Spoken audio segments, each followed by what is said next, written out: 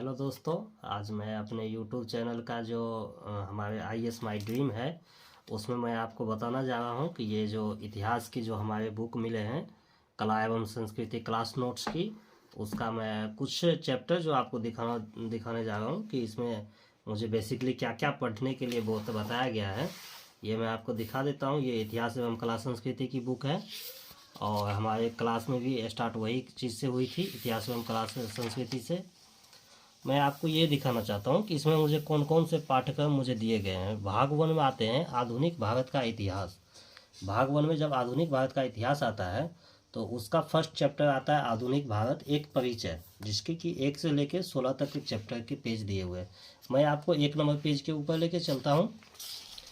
ये भाग 1 आ गया है आधुनिक भारत का इतिहास, और ये आधुनिक भारत का इतिहास एक परिचय आ गया है जिसमें कि दिया गया है मॉडर्न इंडिया एंड इंट्रोडक्शन। इसमें हमारे सारे जितने भी जो आधुनिक भारत के चैप्टर हैं उसके इंट्रोडक्शन के रूप में विकसित किए गए हैं। ये 18वीं शताब्दी का इतिहास दिया गया है और इसमें मुख्य परीक्षा और प्रारंभिक परीक्षा की जो है कुछ सिलेबस के टाइप से भी दिए गए हैं इस चैप्टर में, और ज़्यादा कुछ तो है नहीं। ये 18वीं शताब्दी से जो पहले के हैं उसके बारे में ये बताया गया है।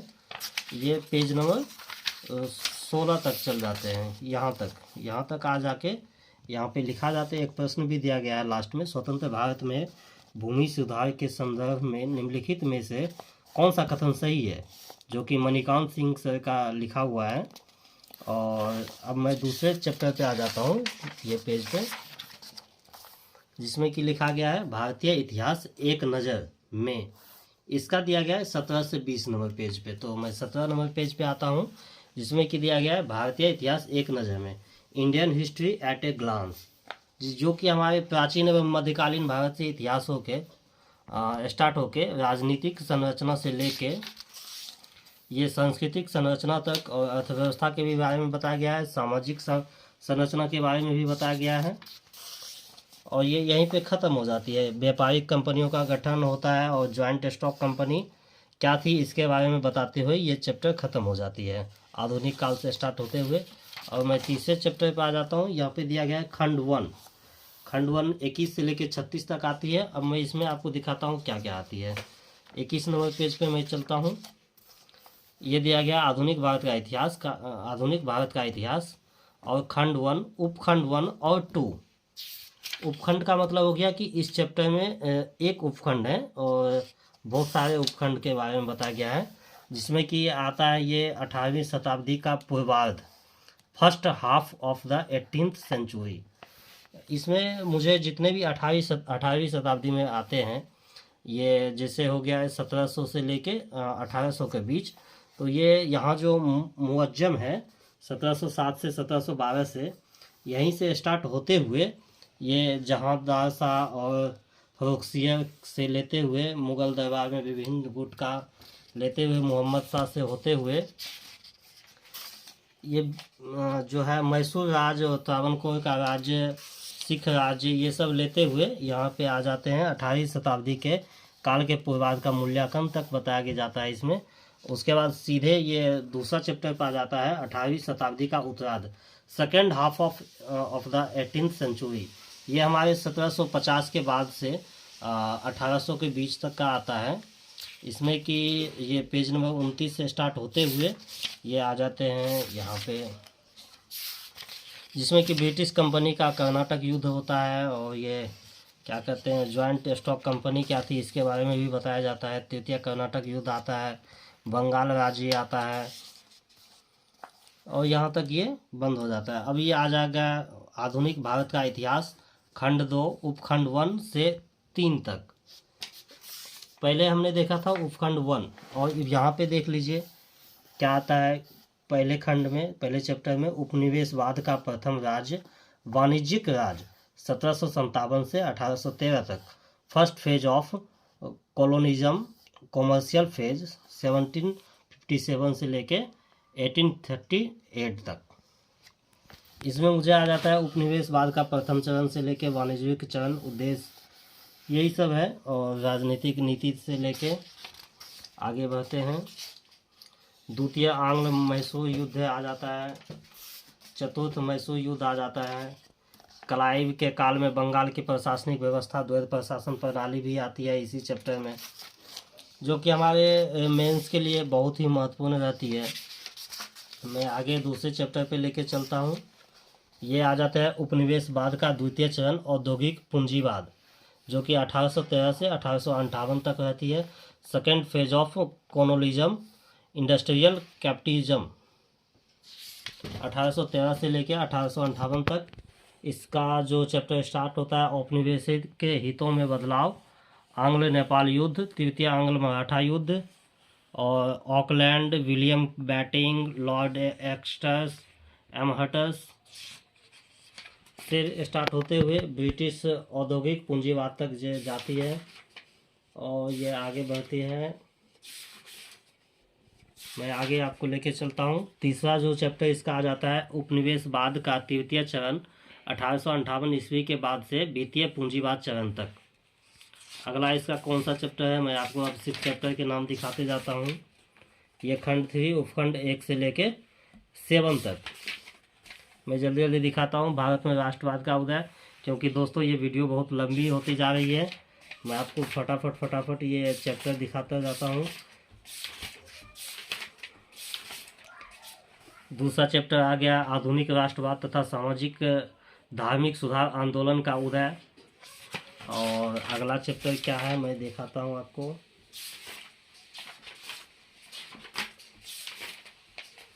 अगला चैप्टर आ गया है भारतीय राष्ट्रीय कांग्रेस की स्थापना, नरमपंथी तथा चरमपंथी चरण। हमारे जो क्लास नोट्स हैं ये बहुत ही अच्छे चैप्टर को जो है समाहित करके बनाया है। कंटेंट भी बहुत ये कलरफुल में दिया गया है, जिससे कि पढ़ने में भी बहुत सुविधाजनक आती है। चौथा चैप्टर आ गया भारतीय राष्ट्रीय आंदोलन, क्रांतिकारी राष्ट्रवाद का उदय, Indian national movement, rise of revolution, nationalism. और अगला चैप्टर मैं आपको दिखा देता हूँ। अगला चैप्टर आ गया है भारतीय राष्ट्रीय आंदोलन पर प्रथम विश्व युद्ध का प्रभाव एवं होम रूल लीग आंदोलन। अगला चैप्टर क्या है, अगला चैप्टर है गांधी का उदय। उसके बाद का चैप्टर क्या आता है, उसके बाद का चैप्टर है 1922 ईस्वी के पश्चात भारतीय राष्ट्रीय आंदोलन में उभरने वाले प्रवृत्तियाँ। तो दोस्तों जैसा कि आप देख रहे हैं, मुझे इतने सारे चैप्टर को पढ़ना पड़ रहा है, और ये 1930 ईस्वी के बाद भारतीय स्वतंत्रता संघर्ष की प्रवृत्तियाँ और सविनय अवज्ञा आंदोलन। तो ये सारे चैप्टर जो है इतिहास के ही चैप्टर में आते हैं। भारतीय राष्ट्रीय आंदोलन में वामपंथी राजनीति का उदय, ये 9वां चैप्टर हो गया। और मैं दिखाता हूँ आपको, ये 10वां चैप्टर हो गया। 1935 ईस्वी से लेकर 1939 ईस्वी के बीच भारतीय राष्ट्रीय आंदोलन की प्रवृत्तियाँ। आगे आता हूँ मैं आपको लेके, आगे भारत छोड़ो आंदोलन, क्विट इंडिया मूवमेंट का आता है चैप्टर। और हमको जैसा लगता है कि आप भारत छोड़ो आंदोलन तक आ गए हैं, तो ये स्वतंत्रता एवं भारत का विभाजन भी आ जाता है इसके बाद, जिसमें कि सारे भारतीय राजनीति एवं सांप्रदायिकता का कार्मिक विकास जो होता है वो भी दिया जाता है। और आधुनिक भारत का इतिहास खंड 4 और उपखंड 1 में आते हैं। अब ये स्वतंत्रता युद्धोत्तर भारत, पोस्ट इंडिपेंडेंस इंडिया, जो आज़ादी के बाद के भारत हैं उसके बारे में इसमें बताया जाता है। और आगे मैं देखता हूँ क्या है इसका,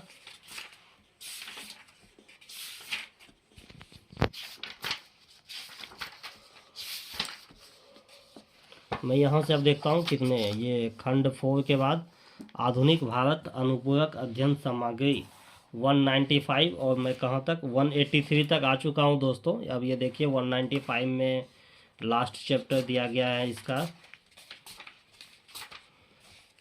ये आधुनिक भारत अनुपूरक अध्ययन सामग्री, modern India supplementary study material, जो कि क्विक रिवीजन के टाइप से दिया गया है। जैसे बाल गंगाधर तिलक, श्री अरविंद घोष, इसके बारे में बताया गया है। सरदार वल्लभ भाई पटेल के बारे में बताया गया है। स्वतंत्रता के बाद पटेल की भूमिका क्या है इसके बारे में बताया गया है। ये क्विक रिवीजन टाइप से दिया गया है इसमें।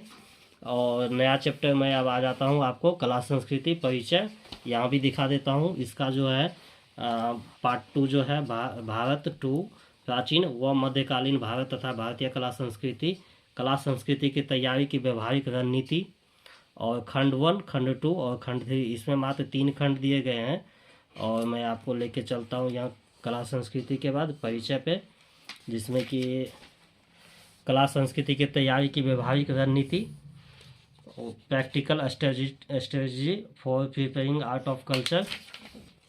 दूसरा खंड 2 पे आ जाता है कला संस्कृति प्राचीन भारत, खंड 1 उपखंड 1 से लेके 11 तक। इसमें 11 अध्याय जो कि खंड 1 में आते हैं, वो मैं फटाफट आपको दिखाता हूँ। पूर्व ऐतिहासिक काल एवं आद्य ऐतिहासिक काल, और आगे मैं लेके चलता हूँ। इसमें पिक्चर बहुत कलरफुल में दिए गए हैं। वैदिक काल से पूर्व मध्यकाल तक राजनीतिक दशा एवं दिशा। और आगे मैं चलता हूँ इसको लेके, मैं सिर्फ चैप्टर के नाम पढ़ रहा हूँ। और तीसरा चैप्टर आ गया है वैदिक काल से पूर्व मध्यकाल तक आर्थिक दशा। कौन क्या इस क्लास नोट्स में दिए गए हैं, मैं सारे चैप्टर को आज एक एक करके आपको दिखाता हूँ। वैदिक काल से पूर्व मध्यकाल तक सामाजिक परिवर्तन एवं निरंतरता के तत्व। और उसके बाद अगर दोस्तों आपको लग रहा है कि वीडियो बहुत तेज़ी से चल रहा है तो आप इसको पॉज करके भी देख सकते हैं। और 5वां चैप्टर है प्राचीन भारत में धर्म एवं दर्शन। वीडियो ज़्यादा लंबी हो रही है, इसी वजह से मैं थोड़ा फास्ट में आपको चैप्टर को दिखा रहा हूँ। आप स्लो मोशन में भी करके देख सकते हैं। आगे मैं दिखाता हूँ इसको, ये मौर्य काल से पूर्व मध्यकाल तक स्थापत्य कला का विकास। उसके बाद का चैप्टर क्या आ जाता है, मैं दिखाता हूँ थोड़ा जल्दी करके। ये 7वां अध्याय आता है मौर्य काल से पूर्व मध्यकाल तक मूर्ति कला का विकास। अगला चैप्टर आ जाता है, देखिए इसके लास्ट में देखिए एक चीज़ दोस्तों, ये अभ्यास प्रश्न करके भी प्रारंभिक परीक्षा में जो पूछे जाते हैं, उसके अभ्यास प्रश्न के भी जिस चैप्टर के रहते हैं ना, उसके क्वेश्चंस वगैरह भी दिए गए हैं इसके। और 8वां चैप्टर आ जाता है प्राचीन काल से पूर्व मध्यकाल तक चित्रकला का विकास। उसके बाद मैं दिखाता हूँ आपको, देखिए इसमें भी 6 प्रश्न दिए गए हैं इस चैप्टर से भी। अगला चैप्टर आता है वैदिक काल से पूर्व मध्यकाल तक संगीत एवं नृत्य कला का विकास। और इसके बाद इसमें टोटल 11 चैप्टर हैं। 9वां चैप्टर पे आ गए। इसमें देखिए दोस्तों टोटल 10 क्वेश्चंस के बारे में बताया गया है और इसके आंसर भी नीचे दिए जाते हैं। और 10वां चैप्टर है वैदिक काल से पूर्व मध्यकाल तक शिक्षा, भाषा, साहित्य व विज्ञान एवं प्रौद्योगिकी का विकास। और इसमें आपको आगे दिखाता हूँ, इसमें भी टोटल 10 क्वेश्चंस दिए गए हैं। आगे आ जाता है विदेशी यात्रियों के दृष्टिकोण में भारत, चीनी यात्रियों के भी बारे में इसमें बताया गया। और कला संस्कृति मध्यकालीन भारत का, ये खंड 2 उपखंड 1 से लेके 8 तक। और यहाँ मैं आता हूँ, ये मध्यकालीन भारत अभी चल रहा है, विश्व इतिहास अभी बचा हुआ है। तो मैं दिखाता हूँ, इसमें भी लगभग 8 चैप्टर दिए गए हैं। मध्यकालीन राजनीतिक व्यवस्था, निरंतरता और परिवर्तन। इसमें अफगानिस्तान, कश्मीर, नेपाल, कामरूप, कन्नौज, बंगाल, सिंध, भारत पर अरबों का आक्रमण, भारत पर तुर्कों का आक्रमण, यही सब दिया गया है। आगे मैं दिखाता हूँ आपको,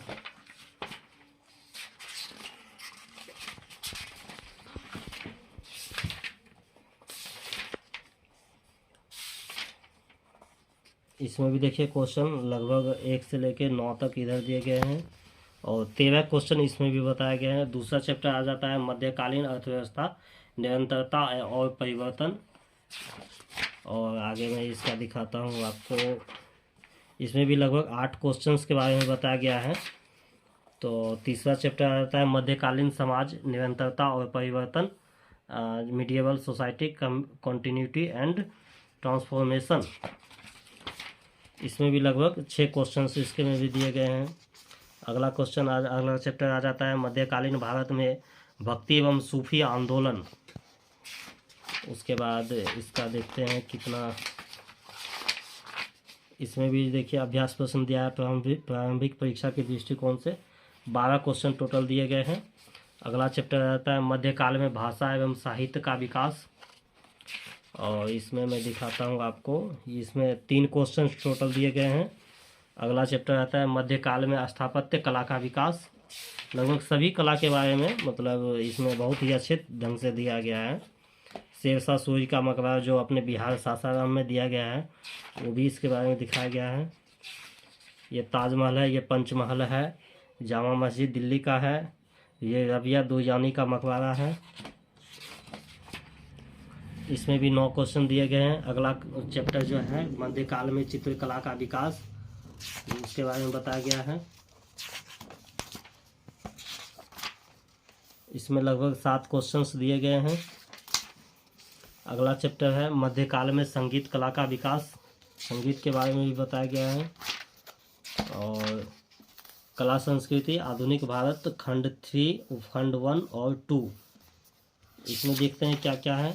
आधुनिक भारत में स्थापत्य कला के बारे में बताया गया है। और आगे मैं दिखाता हूँ आपको, ये आधुनिक भारत की संस्कृति एवं विरासत का दिया गया, art and culture of modern India. और दूसरा क्या है मैं दिखाता हूँ आपको, इसमें भी देखिए लगभग 18 क्वेश्चन इसमें से दिए गए हैं। और ये लास्ट का आ जाता है इस बुक का विश्व इतिहास, इसके बारे में भी मैं बता देता हूँ दोस्तों आपको। इसको मैं पहले लेके चलता हूँ आगे। विश्व इतिहास, इसमें लगभग 7 खंड के बारे में बताया गया है, 405 पेज से लेके 531 पेज तक। आइए मैं इधर दिखाता हूँ आपको। ये विश्व इतिहास की तैयारी की व्यवहारिक रणनीति, कैसे हमको विश्व इतिहास की तैयारी करनी है, इसके बारे में बताया जाता है। और ये देखिए विश्व इतिहास खंड 1 उपखंड 1 प्राचीन मध्य एवं आधुनिक विश्व का उद्भव, कैसे हमारे इतिहास का विकास हुआ है। तो पहला चैप्टर इसमें दिया गया आधुनिक यूरोप का उद्भव। उसके बाद मैं आता हूँ आपको आगे लेके,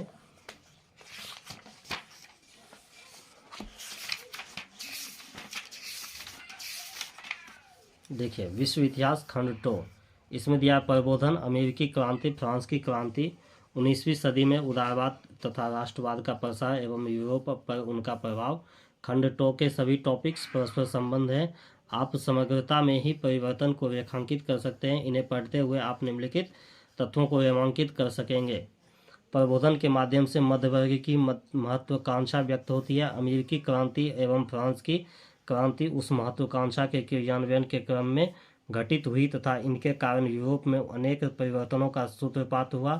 नेपोलियन की पराजय 1815 के पश्चात वियना कांग्रेस ने फ्रांस की क्रांति के विचारों को दबाने तथा इतिहास की धारा को पीछे मोड़ने का प्रयास किया, परंतु वह विफल हो गई तथा उदारवाद एवं राष्ट्रवाद जैसी विचारधाराएं संपूर्ण 19वीं सदी में यूरोप में क्रांति एवं बदलाव लाती रही।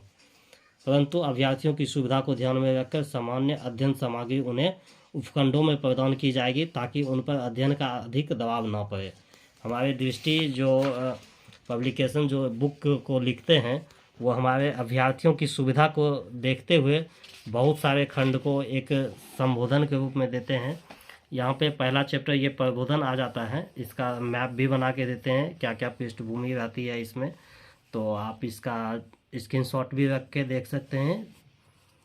मैं आपको दिखाता हूँ और ज़्यादा आपको फास्ट लगे तो आप पॉज करके देख लीजिए। दोस्तों वीडियो जो है पूरी देखिएगा ताकि आपको सारी चैप्टर समझ में आ जाए। विश्व इतिहास का ये दूसरा चैप्टर है जिसमें कि अमेरिकी क्रांति एवं गृह युद्ध के बारे में दिखाया गया है। और मैं चलता हूँ आपको लेके, और तीसरा विश्व इतिहास की जो चैप्टर है उसकी तीसरी अध्याय फ्रांसीसी क्रांति द फ्रेंच रेवोल्यूशन। इसमें भी सारा मैप के डाटा के रूप में पहले चैप्टर के स्टार्ट में देता है, उसके बाद ये सारे वर्ड को जो है ठीक से दिखाते हैं। इसमें अभ्यास प्रश्न जो है ये फूड फॉर थाउट, फ्रांस की क्रांति अमेरिकी क्रांति की तुलना में अधिक रेडिकल क्यों सिद्ध हुई। इसमें जो है हमारे ये क्या कहते हैं मुख्य परीक्षा के आधार पे ये सारे क्वेश्चन इसमें दिखते हैं, क्योंकि विश्व इतिहास को दोस्तों ये मुख्य परीक्षा में ही से पूछे जाते हैं, तो इसीलिए इसका मुख्य परीक्षा के हिसाब से क्वेश्चन को सेट किया जाता है। चौथा चैप्टर आ जाता है 1815 से 1850 के मध्य का यूरोप, उदारवाद एवं राष्ट्रवाद, जिसमें कि प्रमुख मुद्दे ऊपर में ही दिए रहते हैं। और मैं अगला चैप्टर आपको तुरंत दिखाता हूँ। विश्व इतिहास खंड 3। प्रमुख मुद्दे मैं सिर्फ दिखा देता हूँ। ब्रिटेन में औद्योगिकीकरण का उद्भव तथा विस्तार, औद्योगिकीकरण का बदलता हुआ मॉडल तथा अन्य क्षेत्रों में उसका विस्तार, समाजवाद तथा मार्क्सवाद एवं यूरोपों पर उसका प्रभाव, साम्राज्यवाद एवं नव साम्राज्यवाद, एशिया में यूरोपीय शक्तियों का प्रसार तथा अफ्रीका का विभाजन, एशिया प्रशांत क्षेत्र में अमेरिकी एवं नव साम्राज्यवाद, प्रथम विश्व युद्ध की पृष्ठभूमि एवं प्रभाव।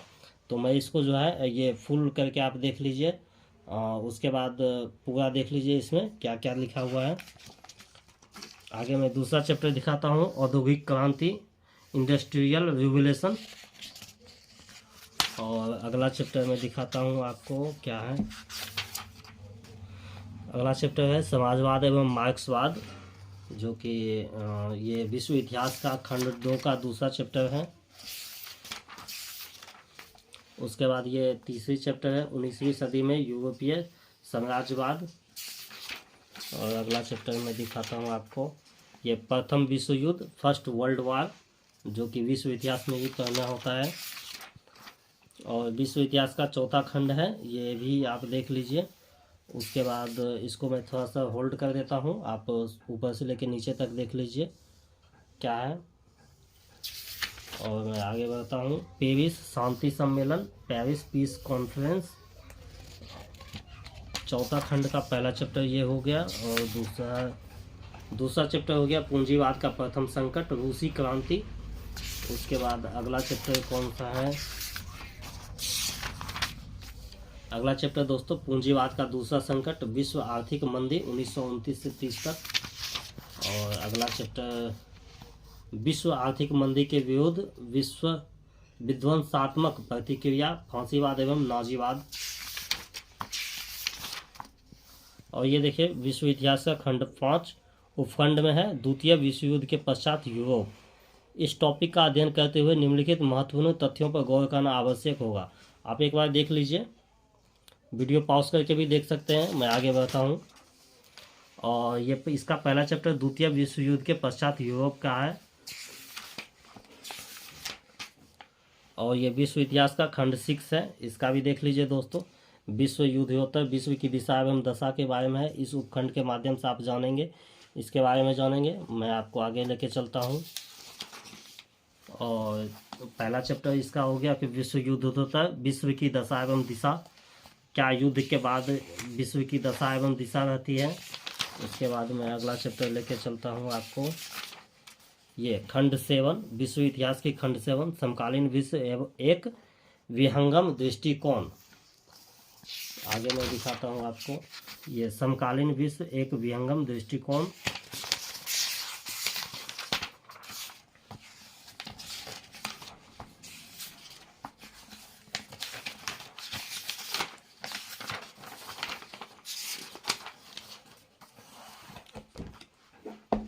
और ये दोस्तों पूरे इतिहास एवं कला संस्कृति क्लास नोट्स का वीडियो आपके सामने ख़त्म हुआ। इसमें कि टोटल ये आधुनिक भारत का इतिहास में 7 खंड थे और मध्यकालीन भारत के इतिहास में 4 खंड 4 चैप्टर करके दिए हैं। विश्व इतिहास में टोटल 7 खंड थे। तो कैसा लगा दोस्तों वीडियो ये हमारे? अगर अच्छा लगा गया हो तो आप हमारे चैनल को सब्सक्राइब कर दें। और दोस्तों जैसा कि आपको पता है कि हर एक रविवार को आपको ये जितने भी हमारे 20 किताब आए हुए हैं, 20 किताब का भी मैं जिस टाइप से ये इतिहास एवं कला संस्कृति का क्लास नोट्स का डिटेल रिव्यू किया हूँ, उसी टाइप से हर एक वीडियो का डिटेल रिव्यू करके आएगा। जितने भी बुक हमारे पास पार्सल से रिसीव हुए हैं, तो आप इस चैनल को सब्सक्राइब कर लीजिए और हर एक संडे को आपको ये वीडियो देखने को मिलेगा। धन्यवाद दोस्तों।